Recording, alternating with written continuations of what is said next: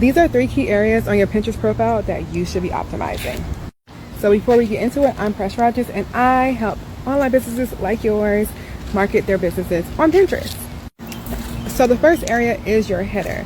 So you want to make sure that you put an image in your header that actually tells people right away what you do, who you are, and how your content on Pinterest is going to serve. The second place is your profile title, name, whatever you want to call it, bio, that area.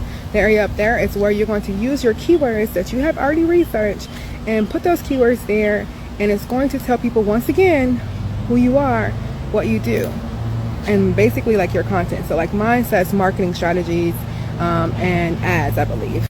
And then the third area is going to be your board. So your board should really be like I like to think of it as like your content portfolio, because this is where all your content is going to be housed. So your boards actually need to be related and relevant to your content. So those are the 3 areas that you want to optimize on your Pinterest profile. If you have any questions, leave them in the comments and make sure to follow me.